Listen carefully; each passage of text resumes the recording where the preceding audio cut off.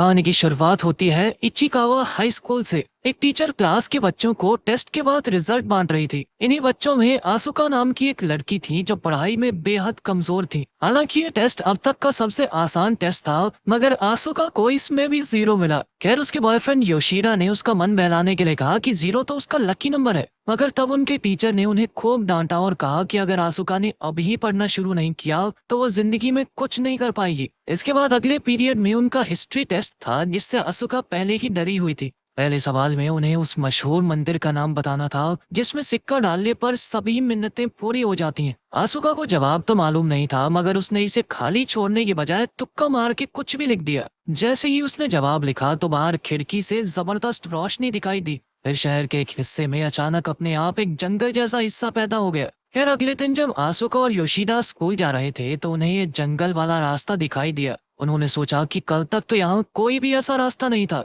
इसलिए उन्होंने खुद अंदर जाकर देखने का फैसला किया। कुछ देर चलने के बाद उन्हें एक मंदिर मिला जिस पर इस जगह का नाम लिखा था, पर वो ये नाम पढ़ ही नहीं पा रहे थे। खैर, आसुका ने बिना सोचे समझे उसमें एक सिक्का फेंक कर मन्नत मांगी कि मेरे हर टेस्ट में 100 नंबर आए। इसके बाद वो दोनों आराम से स्कूल लौट आए। जब आसुका को पिछले टेस्ट का रिजल्ट मिला तो उसने देखा कि उसके 100 में से 5 नंबर आए थे। तब वो सोचने लगी कि मन्नत मांगने का कोई फायदा नहीं हुआ। खैर, बाद में उनका वर्ल्ड पॉलिटिक्स का टेस्ट हुआ। पहले सवाल में उन्हें जापान के प्रधानमंत्री का नाम बताना था। आसुका को बिल्कुल भी आइडिया नहीं था कि प्रधानमंत्री है कौन, इसीलिए उसने यूं ही अपने बॉयफ्रेंड योशिदा का नाम लिख दिया। इसके आगे भी उसे किसी सवाल का जवाब नहीं आता था, इसीलिए वो चुपचाप सो ही गई। बाद में स्कूल के बाद आसुका और योशिदा दोनों आसुका के घर गए। जैसे ही वो दोनों अंदर घुसे तो आसुका के माँ बाप में बहसबाजी चल रही थी। आसुका के पिता एक सेल्समैन थे जिनकी नौकरी खतरे में थी, और उसकी माँ का किसी दूसरे आदमी के साथ अफेयर चल रहा था। आसुका ने योशिदा से कहा कि इनके ऊपर ध्यान मत दो, ये ऐसे लड़ते रहते हैं, और फिर उसे अपने कमरे में ले आए।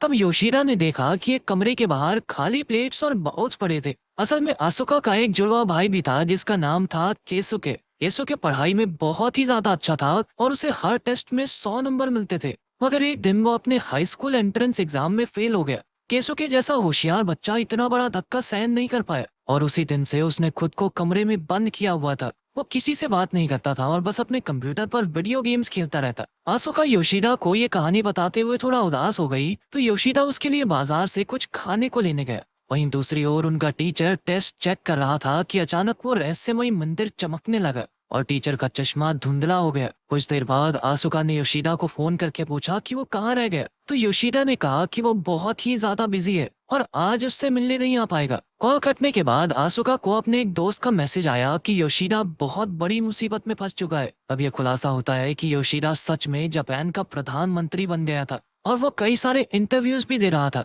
अगले दिन जब आसुका स्कूल गई तो उसे समझ ही नहीं आ रहा था कि उसका बॉयफ्रेंड बाजार गया था तो वो अचानक प्रधानमंत्री कैसे बन गया। और तो और बाद में खबर आई कि कई सारे देशों के प्रधानमंत्री भी लापता हो गए थे। अभी टीचर ने क्लास में आकर सबको कल के टेस्ट के रिजल्ट सुनाए। आसुका ने देखा कि उसका सारा टेस्ट खाली था, फिर भी उसे 100 में से 100 नंबर मिले थे। तभी उसे एहसास हुआ कि उसने अपने टेस्ट में प्राइम मिनिस्टर की जगह योशिदा का नाम लिखा था, और शायद इसीलिए वो प्रधानमंत्री बन गया। और बाकी देशों के प्रधानमंत्री भी इसलिए लापता हो गए क्योंकि उसने बाकी सारी जगह ही खाली छोड़ दी थी। आखिरकार उस मंदिर से मांगी हुई मन्नत अब पूरी हो रही थी। अब उसे टेस्ट में पूरे नंबर देने के लिए उसके जवाब के हिसाब से दुनिया ही बदल जाएगी। खैर, अपनी गलती को सही करने के लिए आसुका ने गूगल से देखकर टेस्ट में सभी सही जवाब भर दिए और खुशकिस्मती से सब कुछ पहले जैसा हो गया। योशिदा को प्रधानमंत्री के पद से निकाल दिया गया और बाकी देशों के पीएम भी सही सलामत थे। खैर, अब भी मुसीबत टली नहीं थी क्योंकि अब अगले टेस्ट की बारी थी। लेकिन आसुका ज्यादा घबराई नहीं क्योंकि उसे लग रहा था कि मैथ्स टेस्ट में गलत लिखने से क्या ही बदल जाएगा।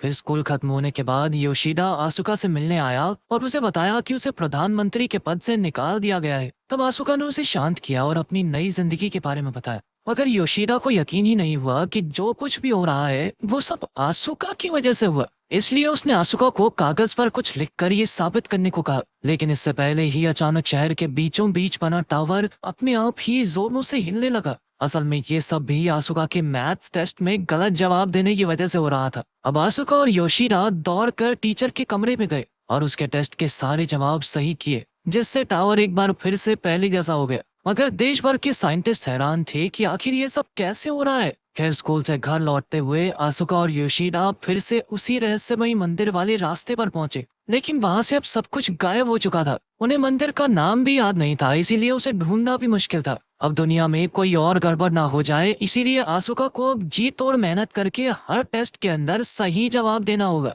आसुका ने खूब मेहनत करने की ठानी और उसने सोचा कि रात भर पढ़ूंगी बैठ के। मगर कुछ ही मिनटों में उसे नींद आ गई और वो घोड़े बेचकर सो गई। इसके बाद हम देखते हैं कि आसुका और योशिदा टीचर के कमरे के बाहर अपना टेस्ट पेपर चेक होने का इंतजार कर रहे थे। पहले की तरह इस बार भी आसुका को 100 में से 100 नंबर मिले और वो दुआ करने लगी कि इस बार दुनिया में कोई गड़बड़ ना हो जाए। खैर जब वो घर लौटी तो उसने देखा कि उसके पिता बेहद खुश थे, क्योंकि उन्होंने अपनी जिंदगी की सबसे बड़ी सेल की थी। असल में आसुका ने टेस्ट में लिख दिया था कि दुनिया का सबसे कीमती पदार्थ आरओ का पानी है। इसी वजह से बहुत सारे लोगों ने आरओ खरीदने शुरू कर दिए, जिससे उसके पिता को काफी मुनाफा हुआ। अपने पिता को खुश देखकर आसुका भी खुश थी और उसने सोचा कि सब कुछ ऐसे ही चलने देते हैं। लेकिन बाद में उसने टीवी पर देखा कि दुनिया भर में पानी के लिए भयंकर लड़ाई होने लगी है। अब चीजें हाथ से बाहर हो गई थी, इसलिए आसुका ने तुरंत ही अपनी टेस्ट शीट में जवाब बदल दिया और सब कुछ पहले जैसा हो गया। तभी उसके दिमाग की बत्ती जली और उसने अपनी इस ताकत के जरिए अपने माँ बाप की लड़ाई सुलझाने की सोची। अगले दिन जब टेस्ट में उससे पूछा गया कि कौन सा एस्ट्रोनॉट अंतरिक्ष में जाने वाला है, तो उसने अपनी माँ के नए बॉयफ्रेंड का नाम लिख दिया। इसी वजह से उस आदमी ने आसुका की माँ से ब्रेकअप कर लिया और अगले दिन वो अंतरिक्ष में चला गया। ब्रेकअप के बाद उनकी माँ अपने परिवार को समय देने लगी और उनकी जिंदगी फिर से खुशहाल हो गई। अब आसुका को अपने भाई केत्सुके की मदद करनी थी, इसीलिए उसने अपने अगले टेस्ट में लिखा कि उसका भाई केत्सुके अपने कमरे से बाहर आकर सबको गुड मॉर्निंग कहेगा। लेकिन यह प्लान पूरा होने से पहले ही फेल हो गया, क्योंकि केत्सुके के बाहर आने से पहले ही उसके पिता केत्सुके के कमरे में जबरदस्ती घुस गए और उसे बाहर आने को कहने लगे। इससे उनके बीच में काफी बहसबाजी शुरू हो गई और बातों ही बातों में पता चला कि आसुका के पिता को फिर से नौकरी से निकाला जाने वाला है और उसकी माँ फिर से किसी और से बातें करने लगी है। तब आसुका को एहसास हुआ कि उसकी शक्तियों के इस्तेमाल से घर की हालत कुछ ही समय तक ठीक हो सकती है, लेकिन वो हमेशा के लिए तो नहीं टिकेगी। तब उसने खुद अपने भाई से बात करके उसकी मदद करने की सोची, मगर वो कोई जवाब नहीं दे रहा था। इसलिए आसुका उसके कमरे के बाहर बैठकर जोर जोर से टेस्ट की तैयारी करने लगी। केसुके बेहद होशियार था